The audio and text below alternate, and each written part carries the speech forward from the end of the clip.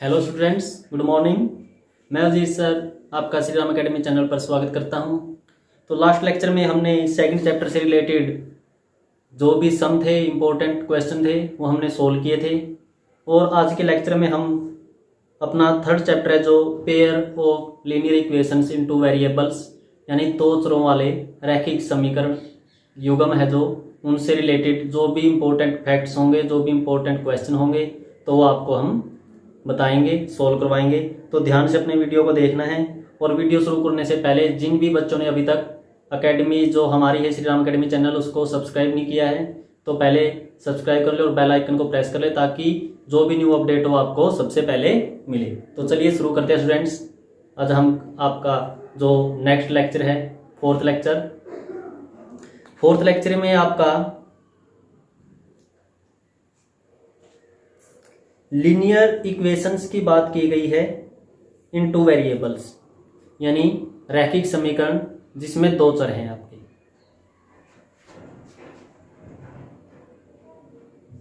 दो चरों वाले रैखिक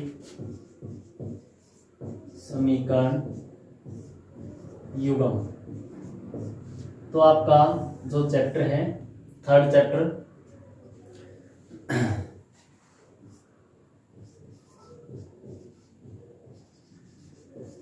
तो इससे रिलेटेड देखते हैं क्या कौन कौन से क्वेश्चन है जो इम्पोर्टेंट है, कौन कौन से क्वेश्चन मोस्ट इम्पोर्टेंट है। तो उससे शुरू करने से पहले मैं आपको इसका थोड़ा जो बेसिक है वो बताना चाहता हूं। लीनियर इक्वेशन की जो जनरल फॉर्म है,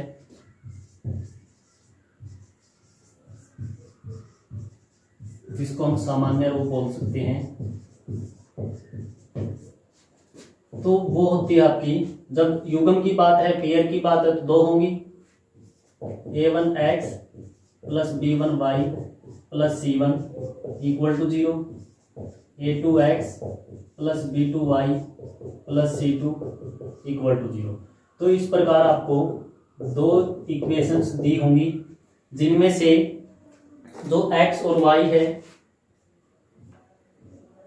ये आपके हैं, जो इनको बोलते हैं हम variable,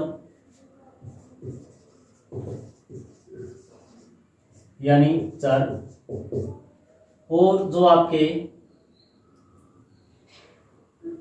a1 a2 b1 b2 c1 c2, जो ये a1 a2 b1 b2 c1 c2 है, ये होते हैं आपके कांस्टेंट, या फिर हम इनको बोल सकते हैं कोफिशिएंट्स, यानी अचर। तो आपकी जो नॉर्मल फॉर्म होती है, जनरल फॉर्म होती है किन्हीं भी रैखिक समीकरण युग्म की। जो रैखिक है उसका मतलब है जो आपके वेरिएबल है, यानी जो आपके चर हैं, उनकी जो डिग्री मतलब जो उनकी पावर होगी वो 1 होगी। हमने इससे जो लास्ट लेक्चर था या लास्ट चैप्टर था उसमें हमने क्वाड्रेटिक के बारे में पढ़ा था। जो क्वाड्रेटिक थी उसमें क्या होती थी, जो वेरिएबल होता है आपका चर होता है, उसकी पावर क्या होती है, 2 होती है। तो आज के इस लेक्चर में हम थर्ड चैप्टर से रिलेटेड जो भी सम कर रहे हैं, तो उसमें आपके कुछ कांस्टेंट यानी कोफिशिएंट होते हैं, अचर होते हैं, और कुछ होते हैं आपके वेरिएबल्स। तो जो वेरिएबल्स होते हैं उनकी हमने क्या निकालनी होती है, वैल्यू निकालनी होती है। और प्रत्येक जो इक्वेशन है, प्रत्येक जो समीकरण है, वो ग्राफ के ऊपर एक हमें रेखा यानी लाइन आपको देगी। मान के चलिए जैसे ये आपकी इक्वेशन है, ये हमें इस प्रकार लाइन देती है, लाइन दी नो इसने L1। जो आपकी सेकंड इक्वेशन है, मान लो उसने ऐसे लाइन दी L2। तो इसकी कुछ कंडीशंस होती हैं भाई, ये जो दोनों लाइन होगी एक दूसरे के पैरेलल जाएगी यानी समांतर जाएगी, एक दूसरे को इंटरसेक्ट करेगी मतलब प्रतिच्छेद करेगी, या फिर एक दूसरे के कोइंसाइड होगी। कोइंसाइड का मतलब होता है संपाती होती है। जैसे कोई एक लाइन हमने ऐसे ड्रा की, ऐसी लाइन दी, और दूसरी लाइन भी बिल्कुल इसके ऊपर को जाए, यानी दोनों लाइन एक दूसरे के कोइंसाइड हो, एक दूसरे के ऊपर हो, तो ऐसी लाइंस को हम बोलते हैं कोइंसाइड लाइन। फिर दो लाइन है या दो इक्वेशंस है, उनमें जो वेरिएबल है, चर है, उनमें कितने आपके सॉल्यूशन हो सकते हैं, यानी कितने हल हो सकते हैं। एक्स वाई के एक एक सोल्यूशन होंगे या फिर ज्यादा सोल्यूशन होंगे या फिर कोई भी सोल्यूशन यानी कोई भी हल आपका नहीं होगा, तो इसके बारे में भी हम पढ़ेंगे। तो इसकी एक टेबल है, आपने वो टेबल याद रखनी है।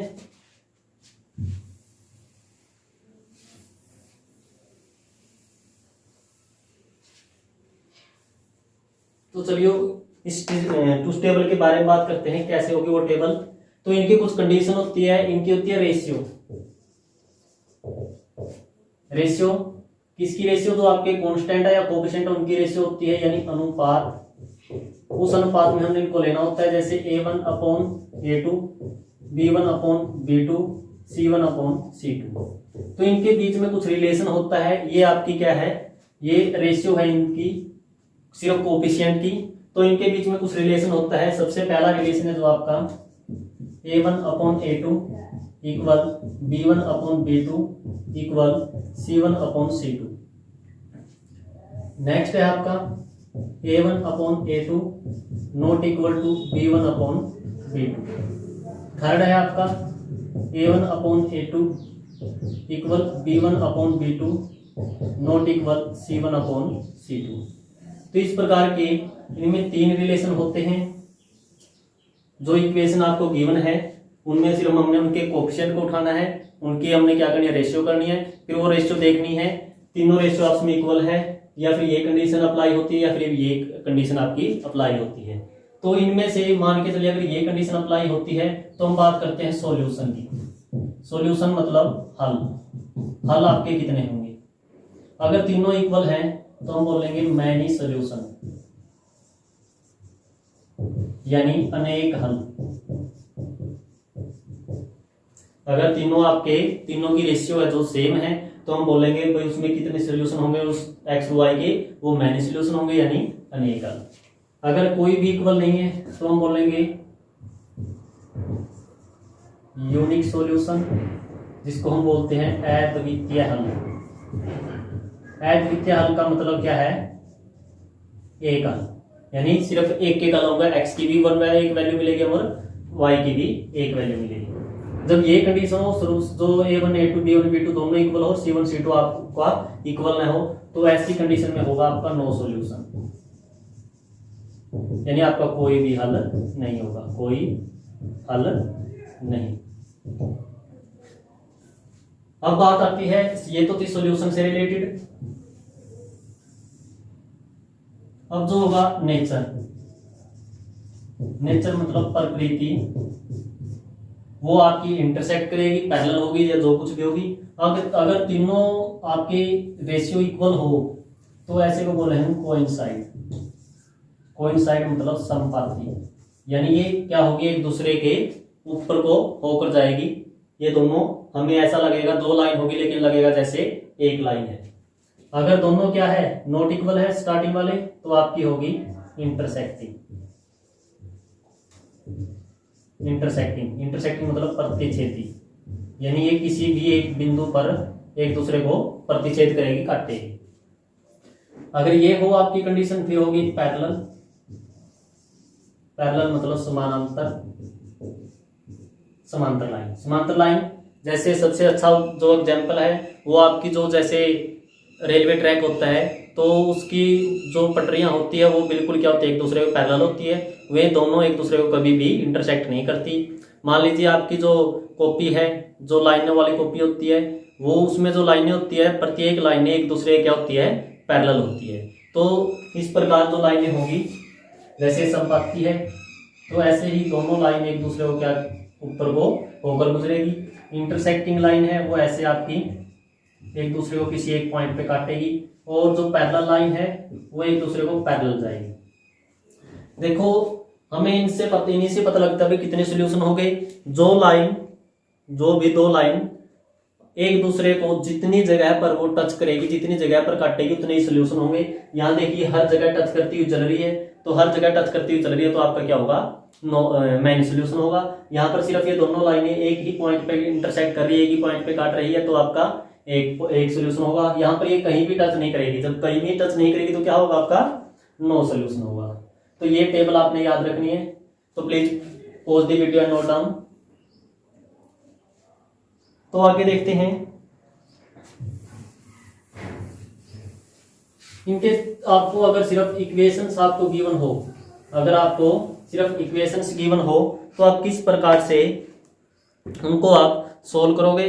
तो इसके लिए 3 मेथड होते हैं, लीनियर पेयर्स ऑफ इक्वेशंस या पेयर्स ऑफ लीनियर इक्वेशंस को सोल्व करने के, उनकी वैल्यूज निकालने के लिए आपके पास 2 मेथड होते हैं।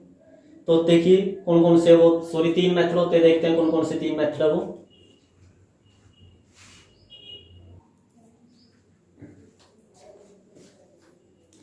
तो स्टूडेंट्स सबसे पहले है आपका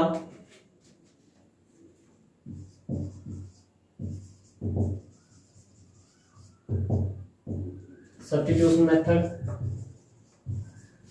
फिर है आपका एलिमिनेशन मेथड, और थर्ड है आपका क्रॉस मल्टीप्लिकेशन मेथड। तो आपके पास ये 3 मेथड हैं। जो सब्स्टिट्यूशन मेथड है उसको बोलेंगे हम प्रतिस्थापन विधि,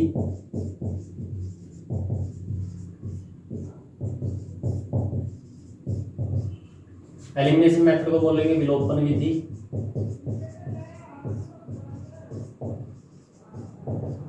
और थर्ड उसको बोलेंगे हम वज्र गुणन विधि।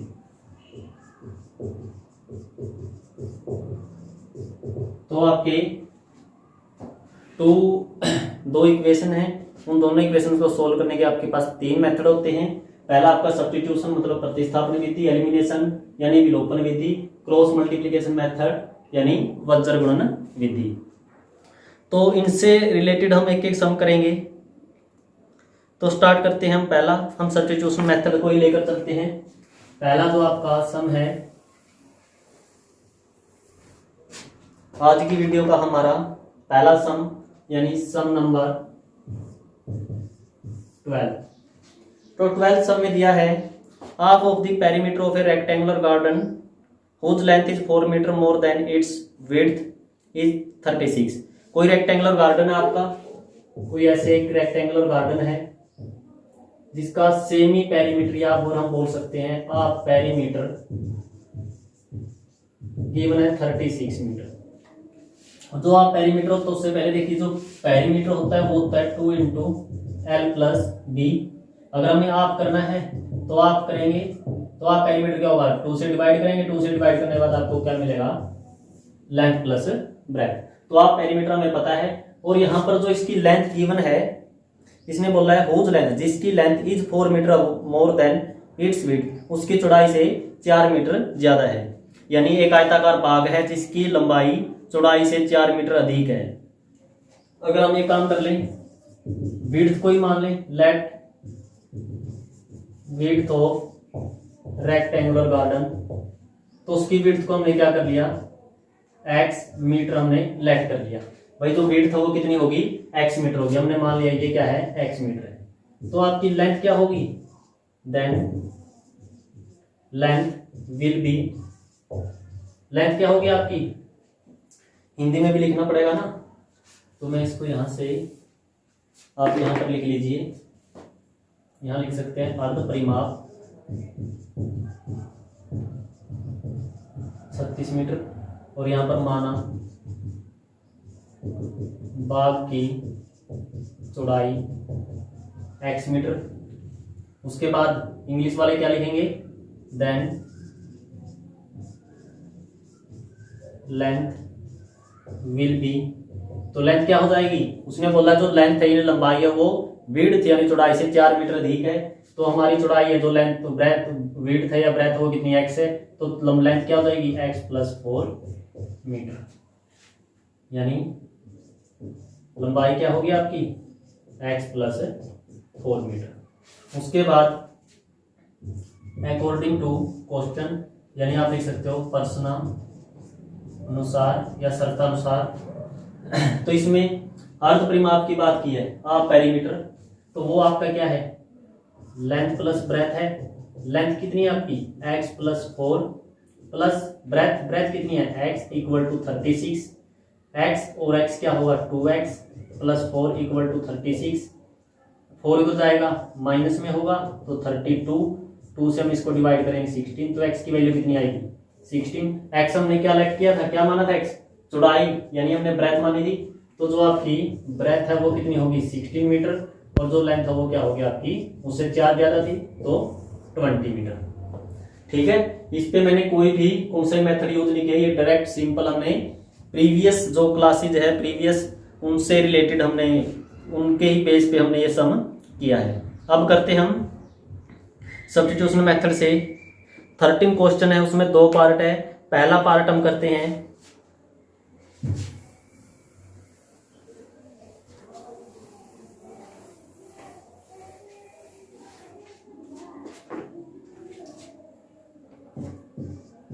सम का फर्स्ट पार्ट है जो वह आपका x plus 4 x plus Y है, x plus Y equal to 14।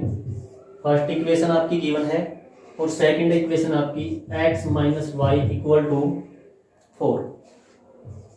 तो आपको ये 2 इक्वेशंस आपको गिवन है और हमने करना है solve the following pairs of linear equations. हमने जो नीचे दी गई इक्वेशंस उनको हमने क्या करना है सोल्व करना है, हल करना है रैखिक समीकरणों को प्रतिस्थापन विधि से। प्रतिस्थापन मतलब सब्स्टिट्यूशन मेथड से हम इसको क्या करेंगे सोल्व करेंगे। तो सब्स्टिट्यूशन का जो फर्स्ट स्टेप होगा आपका, फर्स्ट स्टेप आप यहां लिख सकते हो स्टेप 1। स्टेप 1 में आपने क्या करना है, आपके पास 2 इक्वेशन होंगी, उनमें से किसी भी एक इक्वेशन को आपने क्या करना है चूज करना है। मान के चलिए हमने फर्स्ट इक्वेशन को चूज किया तो हम क्या करेंगे टेकिंग इक्वेशन फर्स्ट, यानी समीकरण 1 लेने पर।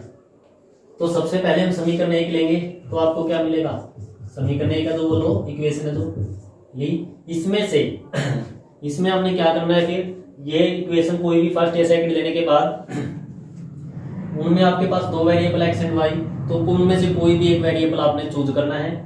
यानी एक वेरिएबल की वैल्यू, एक वेरिएबल को हमने इधर रखना, दूसरे वेरिएबल को उस साइड में लेके जाना है। यानी एक वेरिएबल कोई भी अकेला इधर रखना, मान के चलिए x को हमने इधर रख लिया, जो y उधर गया क्या हो गया माइनस। जब यहाँ पर जो वेरिएबल हम रखना चाहते हैं उसके साथ कोई कुछ भी नहीं है, वो अकेला वेरिएबल है, तो उस स्टेप को हम क्या मान लेंगे इक्वेशन 3 मान लेंगे। समझ में बात, हमने पहले कोई भी एक इक्वेशन लेनी है, उस इक्वेशन को लेने के बाद हमने किसी भी एक वेरिएबल को लेफ्ट साइड में अकेला रखना है। जब जिस भी स्टेप में वो वेरिएबल जिसको हम रखना चाहते हैं वो अकेला हो जाए तो उस स्टेप को हम क्या मान लेंगे इक्वेशन 3 मान लेंगे। उसके बाद स्टेप नंबर 2, स्टेप नंबर 2 में आपने क्या करना है, स्टेप नंबर 2 में करना है जो ये वैल्यू है आपकी x की, देखो put the value of x, या टेम्परेरी वैल्यू लिख सकते हो आप, यस रहने दो, put the value of x in equation. यहां पर देखो हमारे पास 1 और 2 दो इक्वेशन थी, 1 हमने यूज कर ली, तो जो हम थर्ड ये जो यहाँ पर ये x की वैल्यू है इस वैल्यू को हम सेकंड में रखेंगे। अगर यहाँ पर हम सेकंड लेते फिर हम रखते हैं फर्स्ट में, x इन इक्वेशन सेकंड, यानी x का मान समीकरण 2 में रखने का।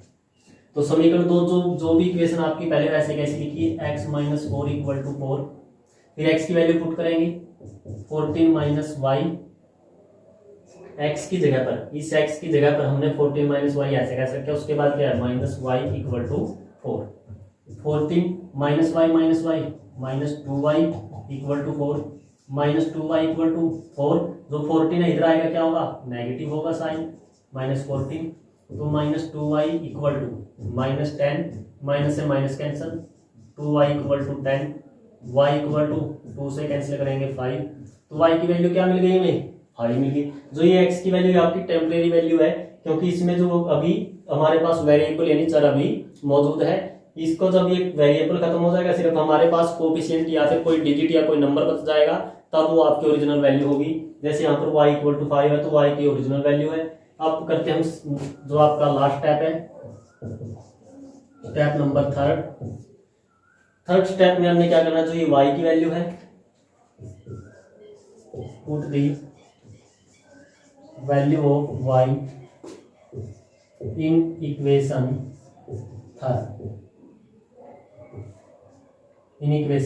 थर्ड। यानी हमने देखो यहाँ पर फर्स्ट का यूज कर दिया, यहाँ पर हमने सेकंड का यूज कर लिया, तो थर्ड स्टेप में हम क्या करेंगे, थर्ड का यूज करेंगे। यानी y का मान समीकरण 3 में रखने पर, समीकरण 3 आपका है, ये इक्वेशन थर्ड आपकी, तो लिखिए x equal to 14 minus Y, x equal to 14 minus Y की जगह जो वैल्यू है y की वो क्या है 5 रखिए, तो x की वैल्यू हमें कितनी मिली 9 मिली। तो हमने इन दोनों के सोल्यूशन निकालने थे, सोल्यूशन मतलब हल, तो y की वैल्यू 5 और x की वैल्यू 9 है, तो हम लिख सकते हैं the value of x equal to 9 and y equal to 5। यानी x का मान, x और y का हल लिख सकते हो, x और y के हल क्रमशः 9 और 5 है। तो इस प्रकार हमने क्या करना है, इसको सोल्व करना है। तो ये जो मेथड है, ये मेथड आपका सब्स्टिट्यूशन यानी प्रतिस्थापन विधि। तो आपने इसको बिल्कुल अच्छे से आपने ध्यान से देखकर करना है, कोई आपको प्रॉब्लम ना हो। और आपने अगर ये भी देखना है हमारा आंसर ठीक है नहीं है, तो आप चेक दी आंसर भी कर सकते हो। आप चेक दी आंसर के लिए क्या करना है, कोई भी इक्वेशन लीजिए, जो आपकी फर्स्ट इक्वेशन है वो, तो उसमें यहाँ पर x और y की वैल्यू पुट कीजिए, 9 + 5, तो आपको क्या मिलेगा 14 मिलेगा। तो दोनों आपके क्या होंगे, इक्वल हो गए। जब left hand side right hand side equal हो गए तो आपका आंसर क्या है, एक्यूरेट आंसर है आपका। तो सब्स्टिट्यूशन से रिलेटेड जो भी सम था, आपको एक सम आपको करवाया है, 13 का फर्स्ट पार्ट है, तो आपने इसको अच्छे से ऐसे करना है। कोई प्रॉब्लम तो आप कमेंट कर सकते हो। तो नेक्स्ट आपका जो पार्ट है उसको करने से पहले please pause the video and note down.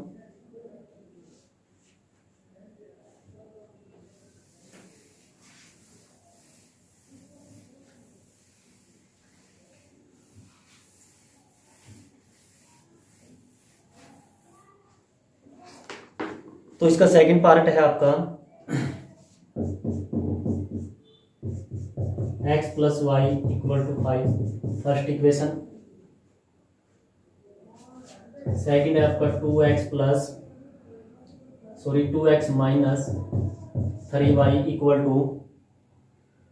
4, second equation. तो आपको ऐसे ही दो इक्वेशन, आपको दो समीकरण दे रखे हैं, हमने इनमें भी हमने क्या करना है, सोल्व करके इन दोनों की वैल्यूज यानी इनके हल निकालने हैं। तो हम करेंगे बाय एलिमिनेशन मेथड। तो इसमें भी आपके 2 या 3 स्टेप होंगे। तो स्टेप नंबर 1 में आपने क्या करना है, दोनों इक्वेशन आपको जो गिवन है उनको आप लीजिए,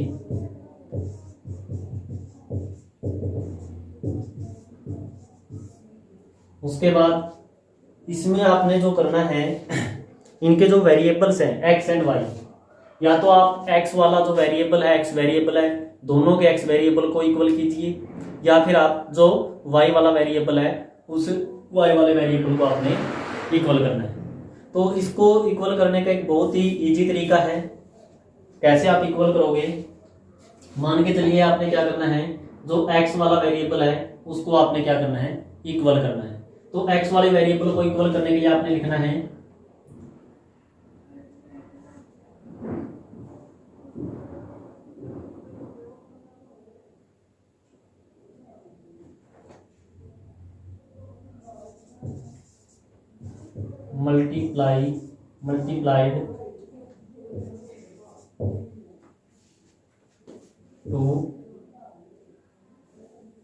multiplied with 2 by equation first and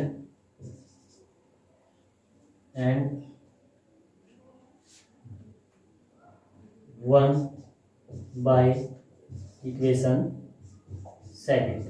देखो हमने क्या किया, मल्टीप्लाई किया, मल्टीप्लाई विद 2 के साथ मल्टीप्लाई करनी है बाय इक्वेशन फर्स्ट इक्वेशन को। देखो यहाँ पर हमने सिर्फ इनको ही इक्वल करना था, एक्स वेरिएबल को। ये यहाँ पर x के साथ मल्टीप्लाई में 2 है, यहाँ पर x के साथ मल्टीप्लाई में 1 है, यहाँ पर x के साथ मल्टीप्लाई में क्या है 1 है। तो इसके कोफिशिएंट को पूरी इक्वेशन ऊपर वाली से मल्टीप्लाई करेंगे और इसके कोफिशिएंट को पूरी इक्वेशन नीचे वाली से हम क्या करेंगे मल्टीप्लाई करेंगे। तो आप लिख सकते हो इसमें समीकरण 1 को 2 से और समीकरण 2 को 1 से गुणा करने पर, तो गुणा कीजिए। जब इसकी हम 2 से मल्टीप्लाई करेंगे सभी की तो क्या मिलेगा 2x plus Y 2y equal to 10। इसको आप इक्वेशन थर्ड पुट कीजिए। इसको 1 से करोगे तो कोई इफेक्ट नहीं पड़ेगा। 2x minus 3y equal to 4। Equation आपकी ये फोर्थ हो गई। अब देखो आपके जो वेरिएबल है, फर्स्ट स्टेप में हमने वेरिएबल इक्वल करने थे, वेरिएबल आपके इक्वल हो गए क्योंकि यहाँ पर 2x है, यहाँ पर भी क्या है 2x है। Step number 3 step number second में हमने क्या करना है, जो भी हमने वेरिएबल्स इक्वल किए हैं, जो भी वेरिएबल्स आपने इक्वल किए हैं, उन वेरिएबल्स के अगर जो साइन है वो सेम है, जो वेरिएबल के साइन अगर सेम है तो हम उनको क्या करेंगे सब्ट्रैक्ट करेंगे फोर्थ इक्वेशन फ्रॉम थर्ड।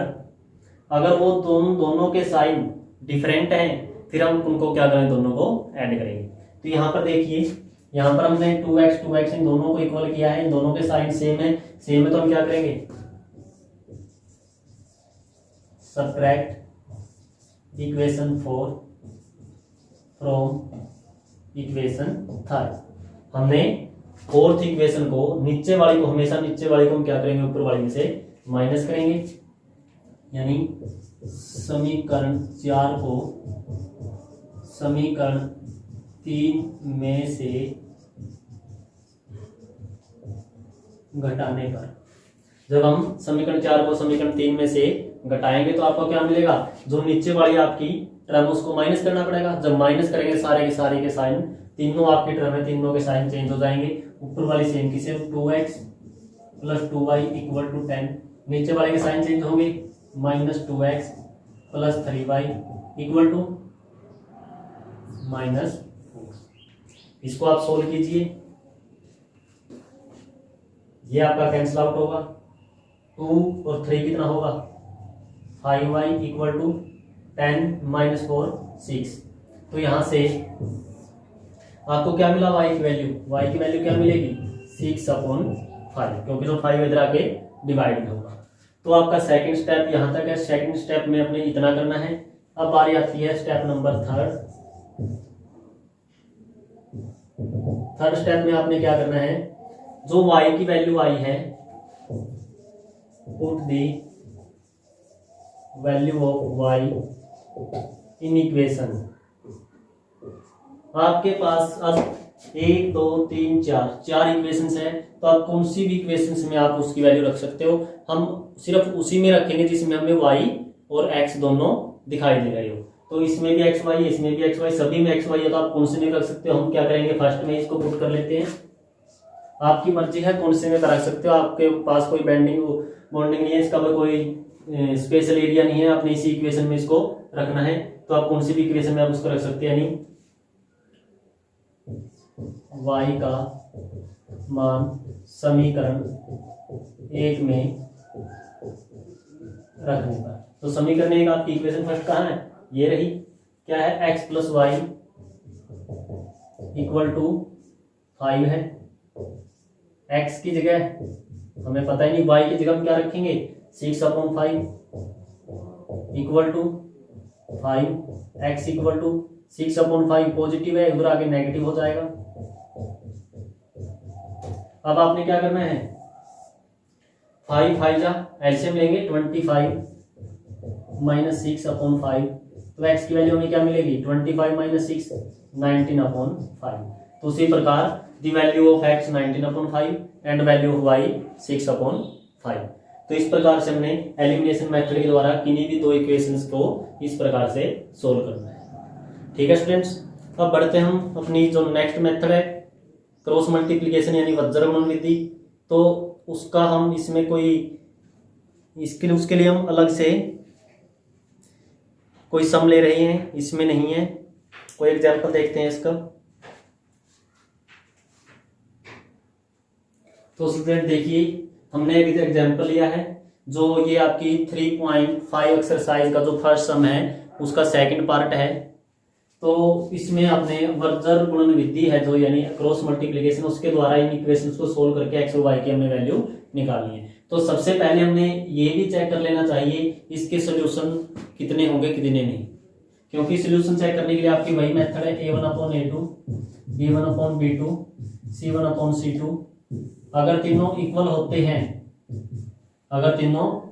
होते हैं तो मैनी सोल्यूशन होगा। तो उस कंडीशन में भी हम इनके जो सोल्यूशन है वो नहीं निकाल सकते, क्योंकि इतने सारे सोल्यूशन हम कोई उनको रिप्रेजेंट नहीं कर सकते। हम सिर्फ जो आपका अद्वितीय हल है यानी यूनिक सोल्यूशन है उसको ही हमने रिप्रेजेंट करना होता है, उनको ही हमने निकाल के दिखाना होता है। किस कंडीशन में, जब आपकी यूनिक कंडीशन होती है। यूनिक कंडीशन मतलब जब आपके स्टार्टिंग वाले दोनों इक्वल न हो, तो थर्ड वाला भी इक्वल नहीं होगा, यानी हम कह सकते हैं जब तीनों ही इक्वल न हो तो आपकी यूनिक कंडीशन। उसी कंडीशन में हमने इसको क्या करना है, सोल्व करना है। तो देखो यहाँ पर 2/3, 1/2, 5/8, तो ये आपके जब रेशियो निकालोगे तो आपके इक्वल नहीं होंगे कोई भी। तो इसलिए हम इसके ऊपर अप्लाई करते हैं क्रॉस मल्टीप्लिकेशन मेथड। तो जो क्रॉस मल्टीप्लिकेशन मेथड है उससे पहले हम उसको पता होना चाहिए वो अप्लाई कैसे होगा। a1x plus b1y plus c1 equal to 0, a2x plus b2y plus c2 equal to 0। आपके पास कोई ऐसे ये दो इक्वेशंस हैं। तो इस मेथड को करने से पहले बच्चे बहुत हिचकिचाते हैं, वो सोचते हैं कि हम जो फर्स्ट टू मेथड हैं उन सही इक्वेशंस को सोल्व करें। लेकिन जो मेरी थ्योरी है, मैं कहता हूं कि आप जितना हो सके, अगर कोई आपको जो मेथड है वो गिवन है फिर तो हमारी मजबूरी हो जाती है उसी मेथड से करने की। लेकिन अगर कोई आपको मेथड नहीं दिया, सिर्फ इक्वेशन सोल्व करने के लिए बोला है, तो आप मेरी मानो तो आप जो आपका थर्ड मेथड है क्रॉस मल्टीप्लिकेशन उससे आप सोल्व कर सकते हो, क्योंकि इसमें ज्यादा आपको कुछ करना नहीं है, सिर्फ थोड़ा सा दिमाग लगाना है। देखो यहाँ पर हमने वैल्यू निकालनी होती है x, y और 1। अब यहाँ पर देखिए, अगर दोनों इक्वेशंस में इक्वल में आपके 0 हो, यानी राइट हैंड साइड आपकी अगर 0 हो तो हम यहाँ पर लेंगे +1। अगर वो राइट साइड में 0 ना हो, जैसे इसमें राइट साइड में 0 नहीं है, 5 और 8 है, फिर यहाँ पर हम 1 की जगह पर क्या लेंगे, -1 लेंगे। और ये सभी इस प्रकार से होते हैं इक्वल में। अब देखिए इसको सोल्व कैसे करेंगे, कैसे हम इसका फार्मूला बनाएंगे। तो फार्मूला जो है वो डेराइव कैसे होगा, बिल्कुल ही इजी है। जब भी हम x के नीचे की जो टर्म्स लेके आएंगे तो उस टर्म्स को लेके आने के लिए जो हमारा x वाला जो आपका पार्ट है, यानी दोनों जो x वाले पार्ट है उन दोनों को हमने क्या कर देना है, एक्सक्लूड कर देना, उनको छोड़ देना है, उनको भूल जाना भाई वो किस इक्वेशंस में है भी या नहीं। तो इनको हमने क्या कर लिया, छोड़ दिया। बाकी हमारे पास जो भी 4 पार्ट्स बचे हैं उन 4 पार्ट्स की क्रॉस मल्टीप्लाई करनी है। क्रॉस मल्टीप्लाई हम b वाले से स्टार्ट करेंगे, यानी b1 की मल्टीप्लाई c2 के साथ और b2 की मल्टीप्लाई c1 के साथ, इस प्रकार क्रॉस करनी है। और ये ध्यान रखना हमने वेरिएबल्स नहीं लेने हैं, क्योंकि वेरिएबल्स हम पहले ही ले चुके हैं, सिर्फ हमने कोफिशिएंट लेने हैं। तो यहाँ पर b1 की मल्टीप्लाई होगी जो वो c2 के साथ होगी, और b2 की मल्टीप्लाई होगी जो c1 के साथ होगी। और जब हम यहाँ से सीधा इसकी तरफ आते हैं तो आपका जो साइन है वो सब नेगेटिव हो गया, इनके बीच में हमेशा जो साइन रहेगा वो क्या रहेगा, नेगेटिव रहेगा। b1 से c2 की तरफ और फिर b2 से c1 की तरफ, इन दोनों के आपसे क्रॉस मल्टीप्लाई करने के बाद बीच में नेगेटिव आएगा आपका साइन। अब बात करते हैं हम y की। y के लिए भी ऐसे कैसा, जैसे पहले हमने x को क्या कर दिया, छोड़ दिया था, उसी प्रकार हम y वाली टर्म्स को, दोनों के y वाले टर्म्स को भूल जाएंगे। अब बात आती है फिर आपकी कौन से बचे, a1x a2x c1 and c2। तो हमने अब इनकी क्रॉस मल्टीप्लाई करनी है। इनकी क्रॉस मल्टीप्लाई कैसे करोगे? देखो स्टार्टिंग में एक्स वाई टर्म के नीचे स्टार्टिंग में हम कहां पर रुके थे? आकर c1 पे रुके थे। जहां पर हम रुके हैं वहीं से हमने स्टार्ट करना है। c1 पे रुके तो c1 से स्टार्ट करेंगे a2 की तरफ, और फिर इसके नीचे आएंगे c2, c2 से a2 की तरफ, यानी c1 a2 बीच में minus c1 a2 minus c2 a1, c1 a2 minus c2 a1। जहां हमने छोड़ा है वहीं से हमने स्टार्ट करना है। c2 की क्रॉस करनी है a2 के साथ मल्टीप्लाई, फिर बीच में माइनस, फिर c2 की क्रॉस करनी है a1 के साथ मल्टीप्लाई। अब बच गया आपका लास्ट है जो 1 मतलब कांस्टेंट। कांस्टेंट इसमें कौन है? इसमें c1 कांस्टेंट है, c1 एंड c2। तो हम इसको हम क्या कर देंगे? एक्सक्लूड कर देंगे, भूल जाएंगे थोड़ी देर के लिए। और फिर लास्ट में कहाँ रुके थे? हम रुके थे a1 पे, तो हमने a1 से स्टार्ट करना है और b2 के साथ क्रॉस मल्टीप्लाई करनी है। a1 b2 बीच में माइनस, फिर a1 से की थी तो अब a2 से b1, a2 से b1। तो इस प्रकार आपका जो क्रॉस मल्टीप्लिकेशन का वो फार्मूला जो है ड्राइव हो जाएगा। तो आपने एक बार इसको और देखो, थोड़ा इसको समराइज कर लेते हैं। जब x की वैल्यू निकालते हैं, x के नीचे कुछ भी हम टर्म लेके आते हैं तो x वाली टर्म्स दोनों को छोड़ देंगे, तो y वाली टर्म्स और कांस्टेंट टर्म आपकी बचेगी। तो यहाँ से जो आपका y फर्स्ट इक्वेशन में y का जो कोफिशिएंट है उसकी मल्टीप्लाई सेकंड इक्वेशन के कांस्टेंट के साथ, यानी b1 की c2 के साथ मल्टीप्लाई, और फिर b2 की c1 के साथ मल्टीप्लाई, बीच में माइनस। उसी प्रकार जब हम y के नीचे की टर्म लेके आएंगे तो आपने क्या करना? y वाली टर्म को भूल जाना है। जहां से हमने छोड़ा था, रुके थे जहां पर c1, वहीं से हमने स्टार्ट करना है। c1 की मल्टीप्लाई a2 के साथ और c2 की मल्टीप्लाई a1 के साथ, बीच में माइनस। फिर हम कांस्टेंट टर्म की बात करते हैं तो कांस्टेंट टर्म को हम छोड़ देंगे। और उसके बाद हम कहां रुके थे? a1 पे, तो a1 से हम b2 की तरफ जाएंगे तो a1 की b2 के साथ मल्टीप्लाई, a2 की b1 के साथ मल्टीप्लाई, बीच में माइनस। और ये ध्यान रखना है, अगर आपकी दोनों इक्वेशंस में राइट साइड में 0 है तो हम पॉजिटिव 1 लेंगे, प्लस का 1। अगर आपकी 0 नहीं है, कोई आपका टर्म दी हुई है प्लस माइनस, कोई भी 4 5 कोई भी डिजिट है, नंबर है, तो आपने क्या करना है? फिर -1 लेना है। हम इसको सोल्व करते हैं इसी मेथड का यूज करके। बिल्कुल ध्यान से देखना है, बहुत ही इजी मेथड है ये, लेकिन बच्चे वैसे नहीं करते इसको। तो हम देखिए इसको कितनी आसानी से कर लेंगे।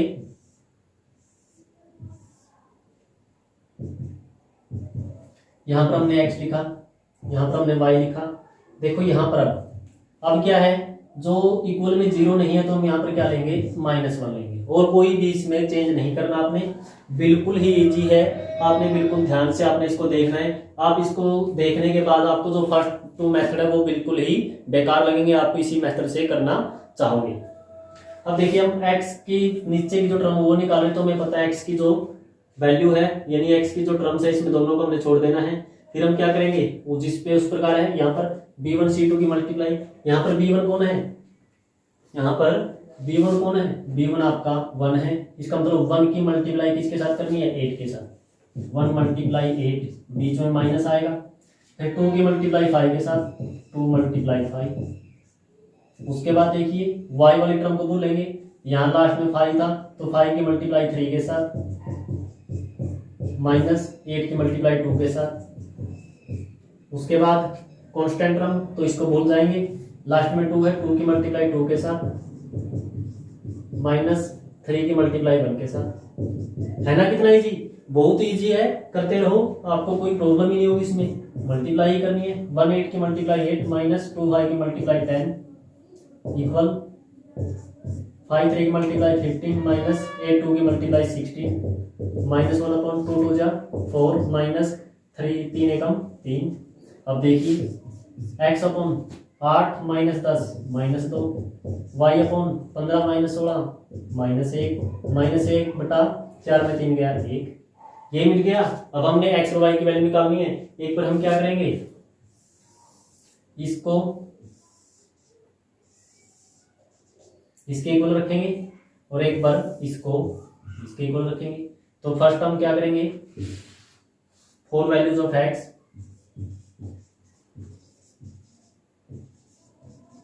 या फिर हम लिख सकते हैं x के मान के लिए, x के मान के लिए तो हम क्या करेंगे, x अपॉन -2 है उसको इक्वल -1 अपॉन 1 के, यहाँ पर हम क्रॉस करेंगे, x की 1 के साथ मल्टीप्लाई करेंगे x आएगा, और -2 की -1 के साथ मल्टीप्लाई, माइनस माइनस प्लस 2, 2 एकम 2। फिर इसी प्रकार लिखेंगे for values of y, for value of y यानी y के मान के लिए। इसमें आप क्या करोगे, y माइनस y बटा -1 है, इसको इक्वल -1/1 के रखेंगे, क्रॉस मल्टीप्लाई करेंगे y एकम y और -1 के मल्टीप्लाई प्लस, तो इस प्रकार से आपको x और y की वैल्यू मिल जाएगी। बहुत इजी मेथड है। आई होप आपको अच्छे से समझ में आ गया होगा। अगर फिर भी आपको कोई प्रॉब्लम हो तो आप एक बार दोबारा इसको रिवाइज कर सकते हो, देख सकते हो अच्छे से, और उसको करने की कोशिश करना। मेरी मान तो आपने जितने भी सम करो आप इसी मेथड से करो, बहुत ही इजी मेथड है, और जो आपका एग्जामिनर होता है उसके ऊपर बहुत अच्छा इफेक्ट पड़ता है जब कोई भी बच्चा वज्र गुण विधि यानी क्रॉस मल्टीप्लिकेशन मेथड से किन्हीं भी दो इक्वेशंस को सोल्व करता है। तो pause the video and note down.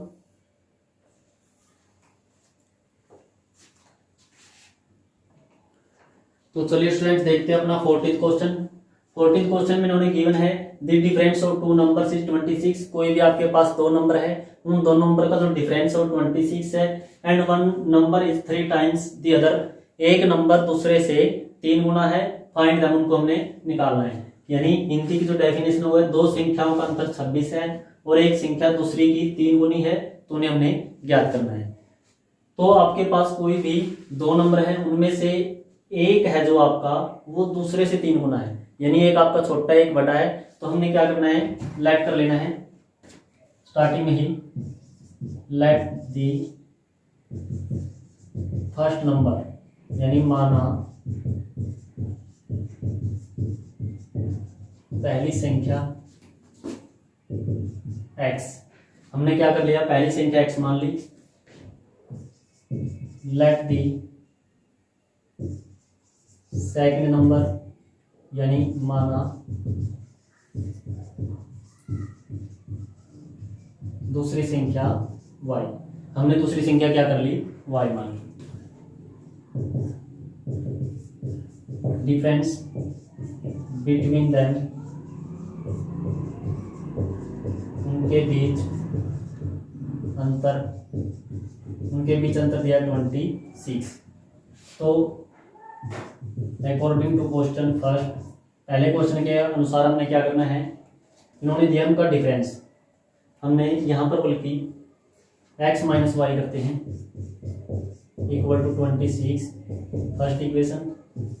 According to question second question के अकॉर्डिंग हमने क्या करना है, एक नंबर दूसरे से 3 गुना है, यहाँ पर x में से माइनस किया है, तो जो x है वो 3 टाइम्स है किसका, y का, इसको हमने सेकंड इक्वेशन पुट कर लिया।